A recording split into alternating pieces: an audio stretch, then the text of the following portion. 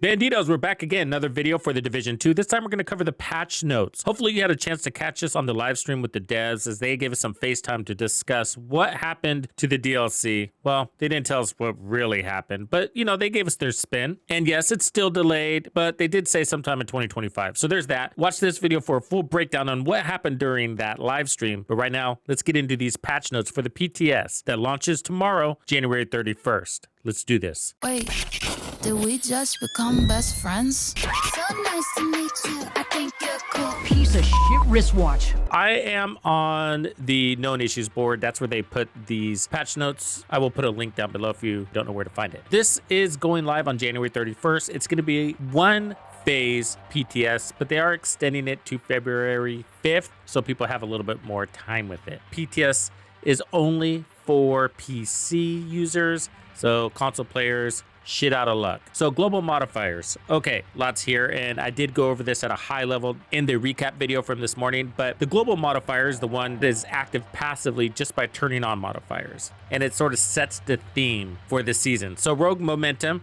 is all about skill, bending the rules, using dirty tactics, and engaging in high risk, high reward combat. So this season, we encourage you to be more hostile and use every trick in your arsenal to unlock powerful combat bonuses. Yannick did say, basically, this is going to be a more run and gun face tank type playstyle modifier series. Players are going to accumulate stacks of momentum by eliminating enemies, so on kill, and different enemies and actions grant varying amounts of momentum. So standard enemies, elite enemies, headshots, etc. So that's cool. Momentum progresses through tiers, but does not stack. So for example, you can go from like 10% weapon damage and RPM lift, etc. to 15%, but it's not going to be combined for a total of 25%. So it's 10, 15, 20, so on. And then momentum decays over time, both in and out of combat at different rates. And momentum decay can be slowed by performing actions like sprinting and using pulse, which is weird. Enemies can become blacklisted, so successfully eliminating blacklisted enemies grants a substantial momentum increase. So they're gonna have an icon over their head. Getting hit by a blacklisted enemy drains momentum. So we're gonna have active and passive modifiers. So one thing that they did change for this season is that all of your modifiers are going to be able to be unlocked through the journey. So you no longer need to go to priority objectives to get passive modifiers.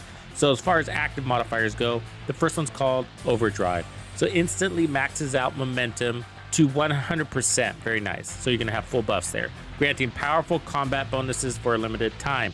And then after wearing off, the momentum is gained at a rate of minus 50% for 30 seconds. That kind of sucks. I don't see the point of that. There's no cooldown. It doesn't say anything about a cooldown, but I think there is one. I should have an image of that. I'll put it up. So Vendetta, activating Vendetta marks several enemies. Killing these enemies using primary, secondary, skill, or pistol, as indicated, grants stacking tank bonuses. Nice. Failure to eliminate them imposes armor and health reduction penalties. That's stupid. What's with the negative shit? I don't get why they put that into modifiers. It's never a good idea, by the way. Never.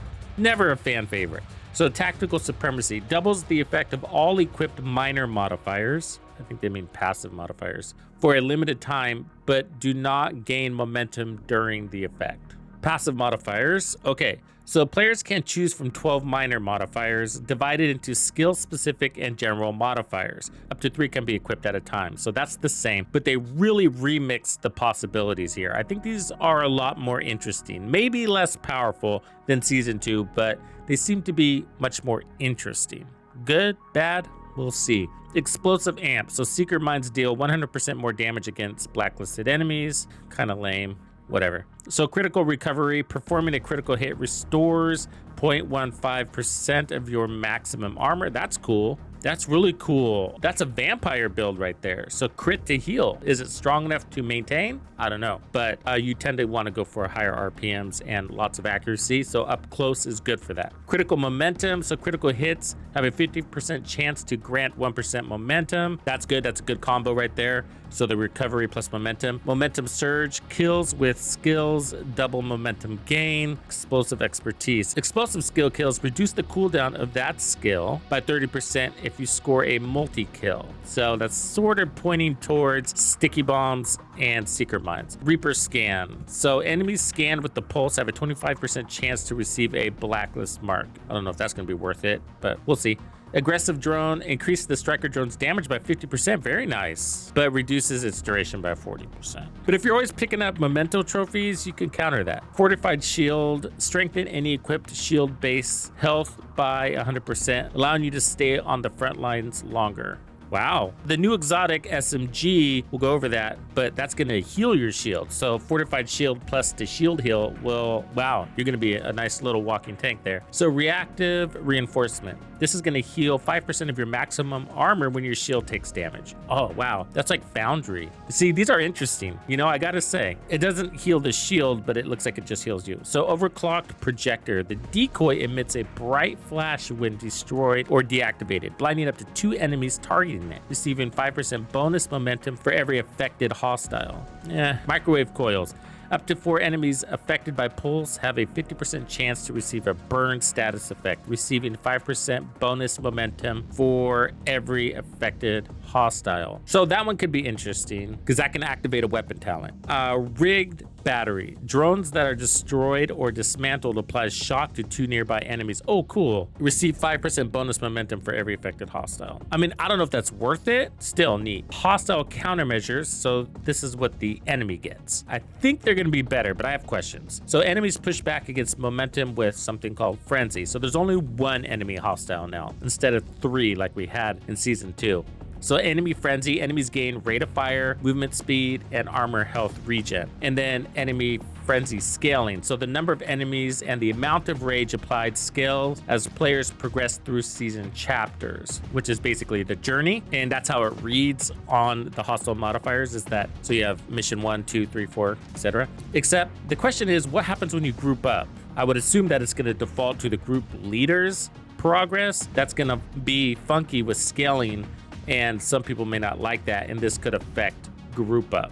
So with the small community, we're gonna have to pay close attention to this. Okay, let's talk about exotics. So the new exotic weapon is the exotic SMG. It's the MP7, fast little small guy. It's called the oxpecker, and it comes with a talent called the symbiosis. So while having his shield deployed, lose shield health at a rate of 10% per second, which, why the negative shit? But your shield receives repairs of 25% of the damage dealt by this weapon. So you're repairing as long as you're putting out damage, but you don't have to kill, which is nice. So you can just damage to heal as long as you're shooting.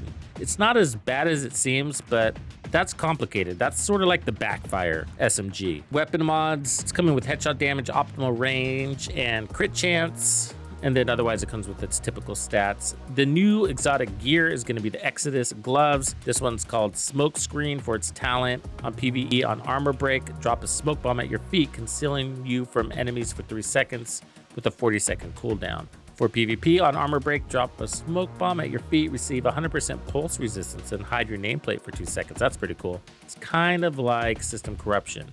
So Birdie's quick fix, I'm really excited about this one, and I hope they don't lock it behind the climax mission. I think the climax mission itself is the reward. You're unlocking content, but to make us wait all season for an exotic backpack or any exotic just kind of sucks. But the talent is called Combat Medic, and 50% revive speed. That's sick. I can't believe we didn't have that before. This is gonna be a great healer backpack or a good wingman build. You're also gonna get negative 50% weakened debuff time. So you know how when you die and you get back up, you're kind of at that weakened state. So that's gonna make that go faster or expire faster. So it's gonna provide 50% damage resistance to both agents while reviving or being revived. How cool is that? And for 5 seconds after a successful revive. Successful revives provide 1 skill tier for 30 seconds. Revives all skill tier 6 grants overcharge. And then you get overcharge for 15 seconds if you have all 6 skill tiers. That's cool. Super interesting. And we need more exciting healer builds, especially for tough content, so that's great. New gear. So the new brand set, it's called Shiny Monkey Gear. When equipped is giving you skill duration, you get skill efficiency a little bit, it's a small bit, and then 52% repair skills. But am I gonna run 3 pieces to get that? I don't know if I will. Yeah, so it's kind of all those stats are just typical brand, Division 2 brands. It's not really exciting. Then we have the named backpack. It's going to be the Axle, and you get perfect energize, which nobody uses. And I don't think this is going to make it more interesting, I got to say. And that's because it's very situational. You can't apply an armor kit unless you've taken damage, and that armor kit will grant overcharge. So you can't play into overcharge because you might not be able to actually apply that armor kit when you want to because you may not have taken damage. Get it? So kind of dumb. The knee pads are called Grease, and they're going to give you perfect attribute of 16% status effects. There's a Sokolov glove. You can pair that up with it. It's an SMG glove. Then you have the Refactor gear set. This looks really cool to me. If you like Eclipse Protocol, if you like Future Initiative, this kind of meshes them together in a way. So 2 pieces is going to give you 50% status effects, 3 pieces, 25% skill damage, not bad, right? And then 4 pieces is going to give you the unlocked talent, which is called Return to Sender. So receive repairs of 10% of the damage dealt by your skills. Your allies will receive repairs of 20% of the damage dealt by your skills. So if you're running a fire chem launcher or something like that you're able to put out a lot of damage on and frequently, this could be pretty darn cool. And then chest and backpack talents, increased interest on the chest. So this increases the repairs received from 10% to 25% and from 20% to 35%. So cool. And the backpack bonus, while at full armor, repairs received from Return to Sender will provide bonus armor only to you, up to 40%, which is pretty cool. Yeah, I like all of that. It's got damage, it's got survivability, and it's got team play benefits. New named weapons and talents. We got a new named classic RPK, which I love that gun. The talent is called Perfect Pressure Point, and this amplifies weapon damage by 15% to enemies under a status effect. That's cool. Pretty decent damage, 50% amp damage is pretty good. What would we run that with? Ongoing directive. Yep, ongoing directive for sure. Amp over amp over amp, right? The goalie is a foul, which is an assault rifle, and you're gonna get perfect pressure point also. Pressure point, that's the non-perfect one, that's gonna be 10% amp damage. So you can put that on any weapon. There is rework and weapon balancing. Brace yourself. There are gonna be some nerfs here, unfortunately, but maybe some buffs too. Numbers do not take into account their exotic mods, so keep that in mind. So the Bighorn is gonna get a faster reload speed, great. St. Elmo's also slightly faster reload speed. Capacitor, a nice juicy reload speed increase. The Eagle Bearer, slight Lady Death. Backfire, wow, nice backfire reload boost. Very nice. The Chatterbox, also very nice. Wow, Iron Lung, needed it.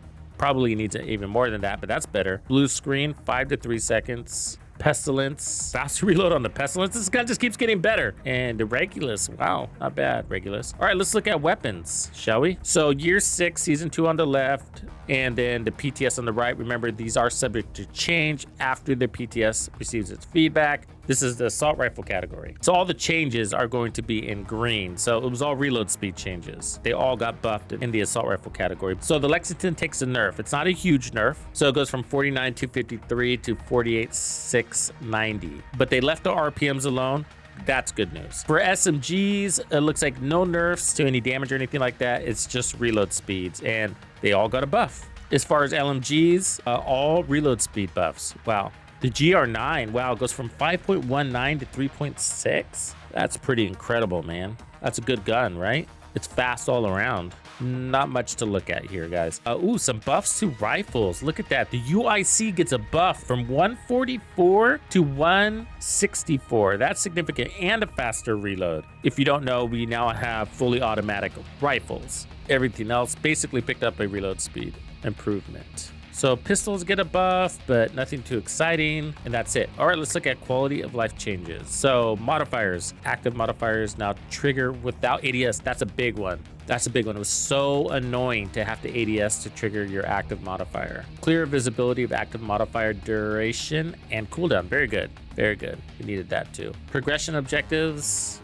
Players receive a season pass XP bonus for having seasonal modifiers equipped. That's right. So not regular XP, but this will help you level through your season pass. Season pass XP is now available as a reward for completing select in-game activities. So they made it easier to get more season XP. They removed certain things from priority objectives that are rare to encounter. Priority objective reroll bars now automatically refill to 3 every 24 hours. For PTS only, Adam Shipley's inventory has been updated. What do you think about those modifiers? Do they seem exciting to you, confusing? Are you still put off by them? Let us know in the comments. Let's hash it out. Thank you for hanging out with me. I'm Tuxedo Bandido, and if you found this video helpful, be sure to hit the like, subscribe, and turn on your notifications so you don't miss out on the good stuff I have coming for you. And if you like content like this, be sure to check out the video I have recommended for you right here. If you have anything you would like me to cover, be sure to let me know in the comments below. And thank you to all the channel members and donors who make things possible. Tux Nation wouldn't be the same without you. When you buy a game from Ubisoft, enter the creator code Tuxedo Bandido to support the channel. Easy peasy. Wait, did we just become best friends?